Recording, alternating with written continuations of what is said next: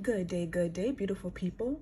This is my attempt to explain some of the pros and cons of the Wells Fargo signature credit card. This is what the card used to look like, okay? They no longer carry this card. They have discontinued this card, so it doesn't look like this anymore. They changed it to this. It's called the Wells Fargo autograph signature or autograph card, all right? So this is what it looked like before. Mine actually has a different print because I chose a different print on the cover, but this is what the card is now. It's no longer called the signature or rewards card. It's called autograph, all right? So I want to go ahead and get into the cons of this card first and foremost. Getting a credit limit increase is kind of it's difficult and complicated with Wells Fargo, because if you don't use the card and if you don't get very close to the limit that you have, very often they will not give you an increase. I have had this card since 2008. It has been a great staple to have in my card catalog, but it's been a little difficult to get an increase the way that I have been on some of my other cards. I started out with a credit card limit of 10,000. I got an increase twice, and the very last increase that I got was in December of 2021, and it got increased to 25,000. Now, I also requested an increase September of last year, but it was denied. And I know it was denied because I hardly ever use this card. And when I do use it, I go ahead and pay it off. This may be a pro to some people, but it's a little bit of a con to me because I love my 0% interest rates, and anything, slightly higher than that is okay. But the interest rate on this card is 13.24% for purchases.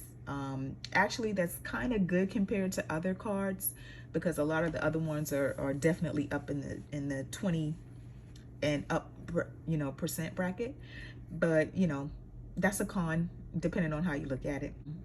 Cash advances, as you can see right here, is 19.74%. And that really doesn't matter to me because I never get cash advances on credit cards. So as you can see right here, there are 32 days in the billing cycle. I always pay the card off, so there's never a balance there. And so no interest charges either. But yeah, those are the interest rates for this particular card. Now, I must say that another con to this card is that if you do request the credit limit increase, they are going to pull your credit. It's going to be a hard credit pull, and they pull from Experian. The pros to this card. So if you log into your Wells Fargo credit account or your Wells Fargo bank account, I should say, it's going to be linked to your credit card, which is great. So that gives it, gives you very easy access. So you do have the opportunity to have the My Wells Fargo deals. So for things that you use often, stores that you shop at often, you can go in and you can activate that particular deal. And when you use your card, you can earn cash back, as you can see. So if I use this credit card at Food Lion, I'll earn 7% cash back on whatever that purchase is. Okay, and they usually last about, like you can see right here, the deals usually last about a month. So I just did this today, so this will last until August 28th, that particular deal. And this is hit or miss. There are very few things on here I use often, like Food Lion would probably be one of them. But these other things like Misfits and Raymore Flanagan and things like that, like I don't even know what they are, first of all. People who have dogs, okay, Chewy, or pets, that would be beneficial to them. And you have a lot of other things on here: Tommy Hilfiger, TripAdvisor, LL Bean,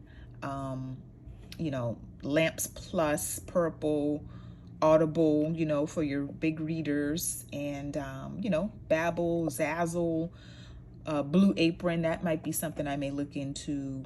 And so they kind of rotate. Most of the time it's kind of the same stuff, but sometimes they rotate. Dunkin' Donuts has been on here a couple times, and some other things that I may make use of, and I have actually earned some rewards. As you can see right here, from January of this year to now, which is July, I have earned $10.99 on these deals. So, you know, it can potentially add up. So you just want to always make sure you go in and you click on things that you could possibly use. Even if you know, never use it, just go ahead and click on it anyway, because you never know. And it's very hard to remember that you have that deal, you know, at the time you're using the card. But if you already have it activated, then hey, you'll have that added benefit on it. Okay, so right here, as you can see, these are all the deals that I have activated. Some of them I have not used, some of them I have, but these are things that, you know, I'm definitely looking into. I'm looking into a subscription for meals, so HelloFresh and Green Chef. I check those because that's something I'm going to be looking to in the future. Jersey Mike's, you know, the Buffalo Wild Wings, YouTube TV, Two Face Flowers, iHerb. I've used that before, so I went ahead and clicked on that because I never know. My husband likes Hey Dude shoes. I never know, so I went ahead and just clicked that reward. And Safe Light, because I have a cracked windshield. I never know if I'll use that or not. So if I do, at least I know that, hey, I have that reward clicked. If I use this particular card, hey, I'll get 10% cash back. So those are the ones that I've activated, and these are the ones that I've actually earned. So as you can see right here, this is Dunkin' Donuts, and I've earned 41 cents on that just about 2 weeks ago or so. Another pro to this card is the fact that you do earn rewards, and when you can cash back your rewards, or you can get gift cards if you've earned enough rewards and things of that nature. What I do like about this card is that it doesn't matter how much you've earned. If you've earned the 41 cents, if you've earned $9.21, you can redeem that. It's not like some cards where you have to wait until you have a certain increment, like $25 in order to cash it out or anything like that. No, you can go ahead and cash it out, and in that you can go ahead and transfer that back to your credit card and redeem it, or I believe they'll actually send you a check in the mail, which doesn't make sense. They can just put it on my card if I have a balance, and if I don't have a balance, they can add it on, and when I use the card, it'll be deducted from that. All right, so that's one of the other pros about this card. Like I said, this card has been discontinued to my knowledge. It is now the Wells Fargo autograph card. I cannot be certain that they have a whole lot of, or a lot of these benefits that this card had, but I'm sure that they do. Okay, because it's basically just a sign off and a discontinued card, and they usually replace it with something similar. All right, last but not least, my last pro and thing that I love about this Wells Fargo card, and again, I do not know if the new autograph card carries the same benefit. This has an unlimited amount of authorized users. I have added about 12 people over the years to this card. Because I have had this card since 2008, it is my oldest card, okay? So that's 15 years of history. When I have added people to this card as an authorized user, their credit score increases by no less than 60 points. I have had people's credit scores increase up to 130 points because of this card. So that is one of the major pros of this card.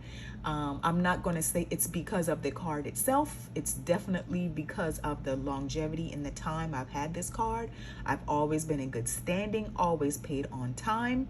I've never maxed it out in any way, and so that in itself has been an extremely beneficial thing to not just to myself, but to my family members and even some friends. Okay, so those are the pros and cons of this card. I do apologize for making this video so late now that the card has been discontinued. It is now the autograph card, but I hope that this was helpful, and I want to thank you for watching.